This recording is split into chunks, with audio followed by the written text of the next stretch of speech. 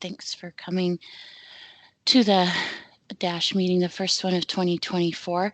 So as you can see, it's our 96th meeting for the DASH community, which is over 2 years now, I believe. Well, I know it's over 2 years. And so we've made a lot of progress. And just to go over the goals quickly, the main goal, the idea of the program was to essentially start off with VNet to VNet and create the description of VNet to VNet, the behavioral model, and be able to run the tests against VNet to VNet and using the P4BMV2 and come out with a successful test execution. That was the original goal. And then we would build on that moving forward with service tunnel private link and SLB FastPath and move forward onto those things. And through the time, we kind of got stuck a little bit with P4BMV2 and the pieces that weren't quite working for us in the tests. And we had PL Vision with us for a while, who was really good at helping us with the testing as well as Keysight. And then we also ended up moving into different scenarios and ideas and requirements as we were moving forward. So that's a quick summary of what we've been doing for the newer people. And then these are the meeting notes from last time, where we actually, I don't have the project board up right here, but this is a snip of it where we got quite a bit done. I usually code these in done this week, the items that were merged or the things that we got finished. And then the things in yellow are the ones in progress, and I'll show those later. But we had quite a lot of discussion because we talked about a lot of things with Riff and the changes made to the side generation script. We talked about PRs, and we talked about the ACL groups and binding to a stage and lots of different things there. And then Andy talked about the packet classification issues in the algorithms. And then I actually added in the behavioral model workgroup notes from the last time. And we talked about the flow resimulation section 1.6, where we were talking about the token bucket size and the refill size and all that. So that's what we talked about last time. And then for anyone who wants to know the sticky links here, I have the Teams link, the YouTube. I always post these videos to YouTube so that you can go over them later. Teams is very difficult to publish videos in, so I just use YouTube. And I usually have those done by Friday. And so, yeah, that was the last time. And this is Mayapin's post here real quick. So thank you for doing that, Mayapin. And so moving forward, I did notice we had some pull requests in the queue today. So I guess I'll go ahead and ask if anyone had one they wanted to go over first. And I'm kind of flipping between screens here. So, hi, Riff. I see that you have joined. Hi, Christina. Hello, morning. I did see PR ended in 53 from Marian. He was making a few updates to it, but I don't see him here. So I'll ask him if he joins later. But Riff, did you have something you wanted to cover? Oh, yeah.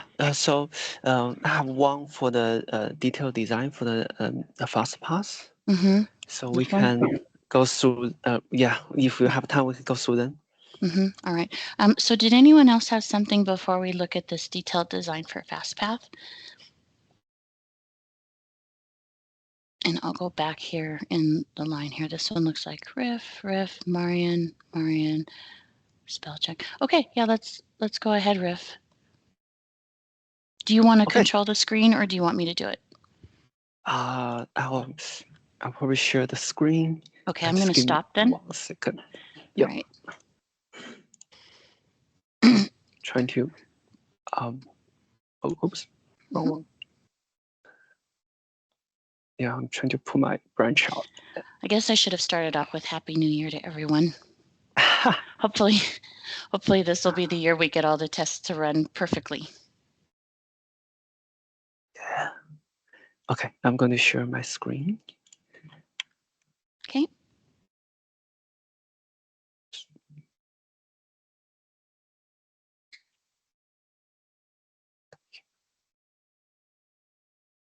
Okay, can everyone see my screen now? I can. Can everyone else? Yeah. Okay, sounds perfect. So basically we actually in the in the Dash community, we already published the like FastPass, like how everything looks like, how the workflow looks like, the packet format, some things are there. But it doesn't actually have like how the FastPass should be like implemented. So it's just like high-level SDN transformations are there. So this design update is mostly like to updates like how the SAI API looks like, and also some minor corrections with the things we published, like the packet format. Yeah, let's start. So the files is mostly are in here. So we have the load balancer service. So this one, previously the file is called load balancer service v3, but I just like renamed it to FastPass SMP flow redirection because it's not really a load balancer. It's just like part of the one single feature inside of a load balancer. So I'll just put it like that, and then let's just look through the files. All right. So on the high level, things are not changed. Still the same, like overview, definitions, architecture, how it works, still the same as before.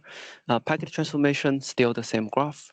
So the flow redirect packet. So this one was previously published in a dash SONiC HLD, and now because all the all the like transformations workflow is actually here, as well as the packet capture is also here. So I moved the format here, and previously there are some minor issues in the packet format. For example, like after the ICMP, it was saying that it has a destination IP and target IP, and then goes to redirect and redirect info. But it's actually just like using the standard ICMP v4, v6 redirect packet format, like headers, then goes to the IPv6 only redirect option, and then it's a redirect info. So the struct also has some like extra info, extra fields, which is included in the IPv6 redirect. So there are redundant fields. I got them removed. And the redirect IPv6 redirect option just looks like this. Then the redirect info is the same as before, and that's the packet format updates. And after the packet format, we'll go to the detailed design. So the detailed design is actually fairly straightforward. So basically, all the FastPass implementation will be implemented under the SAI API. So on the so there is no like any APIs or anything like will be introduced to further implementation, like flow redirection part. So the new things for the FastPass is that we will need like the toggle to actually enable or disable this behavior. Say there is some like live sites or online issues, tickets, and the customer found that flow is not created correctly or redirected correctly. We need to like temporarily disable this behavior and doing the so we can have some time doing the patch. So it will be a init level attribute we can set to say, okay, let's disable this FastPass ICMP flow redirection, and then like we'll for this init, we'll just temporarily ignores all the packets.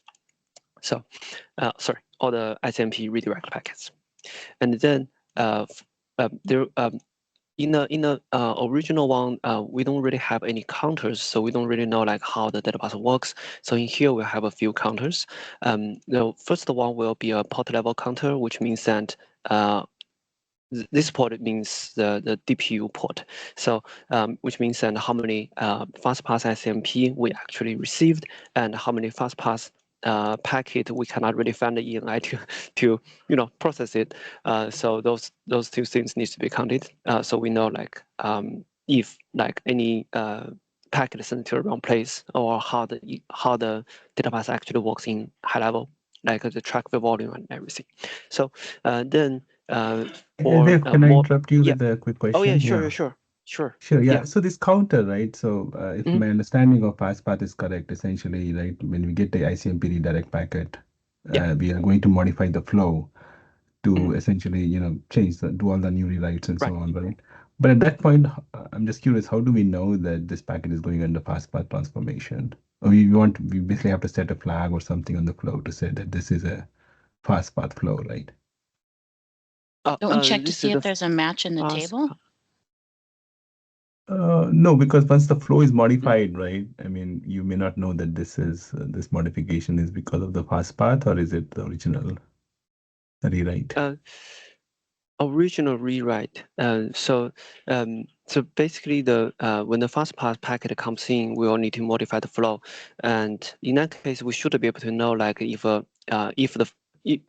flow modification is done by the fast path packet or not. So I'm not fully guess your we basically need to probably. store a flag or something in the flow. Yeah, we have to store a bit or some kind of flag in the flow to say that this is actually a fast path flow versus the original flow. I see. Right? I see. So the fast path, there is no flow for the fast path. So here the counter is not like how many flows we currently have has been modified by the fast path, but it's more like how many fast path packets we received, and those packets modify the flow or miss the flow or whatever. So it's like a hit count ish like counter. It's not like a static counter. It's just like how it is not like how many flows we currently have, that type of counter, like resource usage counter, more like. Does that make sense? Because if it's resource usage counter, then yeah, then we'll have to like have some flags or something to do the statistics. But this one is just like a normal, like a regular site counter, just like how many packets received, that sort of things. Yeah. So how do we identify that packet? Because this one will be like SMP redirect packet, so the packet format it's will not be the actual flow, it's the ICMP packet which yes, exactly. Yeah. Okay, got it. Yeah, sorry. Yeah. That's the thing I'm trying to clarify. There's no flow for that. It's not like the number of flows we are trying to calculate. Okay, got it. Thank you. Yeah. Sounds good. Okay, so then on the ENI level, this one will be more customer facing, not like platform facing. This one will be like if say we want to know how many fast pass packet we received for a certain customer. Because when the customer shows up, says that hey, we have something wrong with our VMs or with our ENIs, then as long as they give us the ENI, then we can easily find out like okay how the ENI performs. We don't have to look at the platform because then we'll like mixed with other customers' data. So this one will be an ENI level counter that also tracks how many ICMP redirects we received, and also how many flow redirect actually happened. And then how many fast pass packet we received, but we just cannot find any flows to redirect it. So these counters will be like very helpful for like debugging purposes. So and those are the I think it's basically the detailed design. There's nothing much changed in the SAI API. Just like one single attribute will be there, and a few counters will be added. Okay, that's basically everything for the fast pass. Okay. Any questions?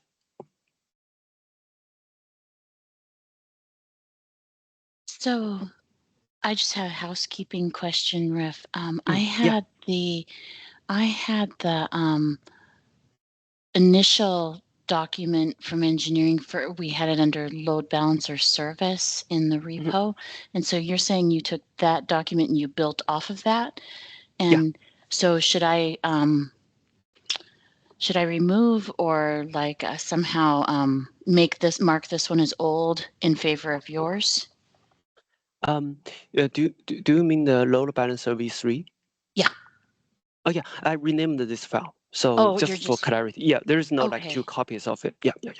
I already did the cost clearly. Yeah, I'll sync with you after because I think I might have a separate copy. So I'll sync with you afterwards. Yeah. Okay. Oh yeah, sounds good. If there is any links that we need to update, please let me know. I'll get some updated. Yes. Yeah, and I can do it too. Okay. Yeah. Great. Sounds good. Mm-hmm. Cool. Anyone else? Mine wasn't really necessarily technical. Anyone else?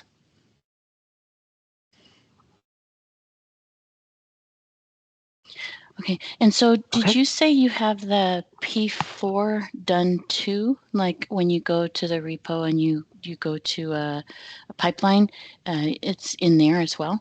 Or it will be in there? Like in the pipeline folder? You mean the SAI? Yeah. You mean the SAI API changes, like actual SAI API changes, not the doc update? Yeah, so if you go like to dash and then I go to like dash pipeline, you're going to pop the P4 into like here or here in the SAI or into BMV2. This is where the stuff will sit.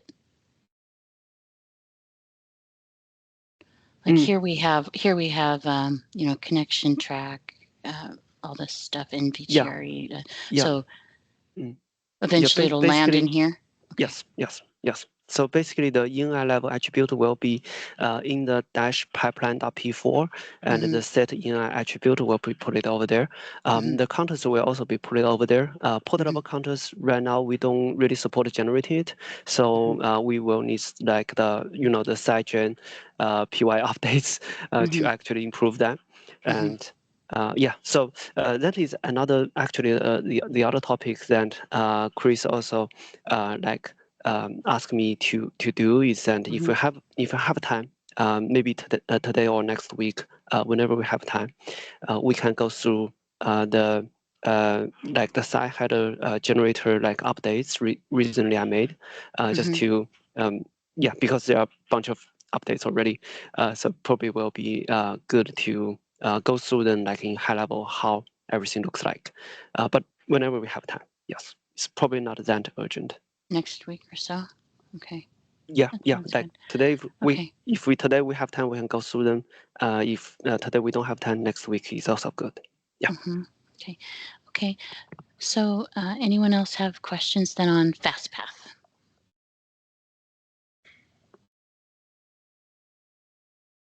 Okay, thanks, Riff. Did you have anything else for today, Riff? No, the only other thing is the site header file updates. Yeah, so that's it. Yeah. Thank you. Yeah. And I did notice, you see here, Marian's on the call. Marian, I did notice a couple of updates to a PR you had. Oh, you are here. Did you want to talk about them today or are they for the future?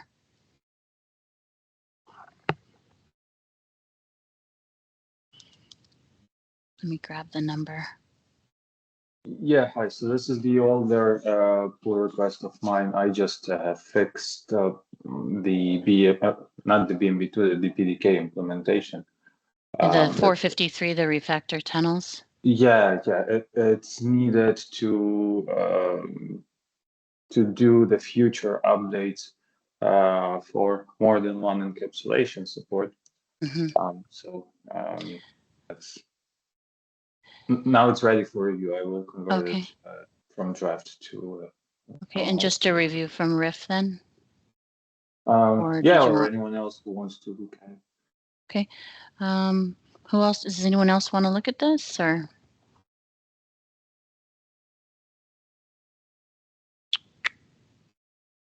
Okay, well, if anyone does, add yourself, but I guess I'll put me.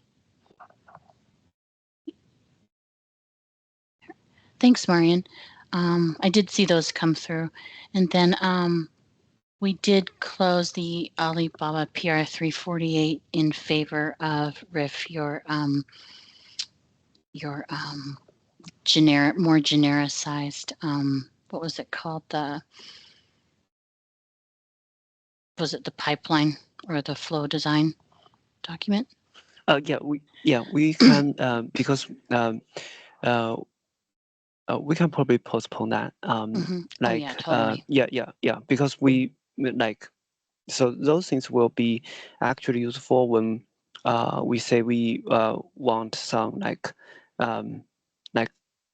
more like customized behavior. Is not like, okay, we want to run the VNet model, but we run like customized behavior. So but the recently, at least I'm more focused on the VNet model part, so that is okay. Yes. Great. Great. Yeah. But whoever actually needs that, we can take them at that time, or they can start to look at if that covers their needs or not. But yeah, right now it's fine. Wonderful. Thank you.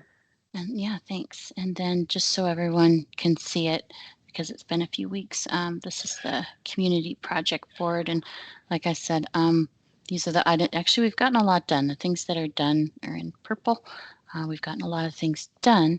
And so the work items that are in process are, a lot of the behavioral model stuff, which we can talk about in behavioral model meeting. And then, the documents that we've already, kind of talked about, I just pull them into this project board so I can make comments on them. So, okay. So I guess I'll open it up for any Q&A, or if there's anything specific you guys want to talk about this week. Camille, are you having issues with anything, or? No, I'm good. Oh, okay. That's great. That's good news. Then I guess I can give. Oh, Sushant, did you have anything you wanted to add or say for the week? No, thanks, Okay. Christine. Okay, great. Then it's 10:25, so it looks like I can give some time back today. But thanks for coming, everyone, and thanks for the contributions. And Riff, I'll sync up with you afterward about maybe my extra copy of the document. And Sounds I'll perfect. see. Yeah, okay. And I'll see you all next week. Thank you. Yeah, see you next week. Thank you. Okay. Thank you, everyone. Have a good one. Thanks. Thank you. Bye-bye. Thank you. Bye.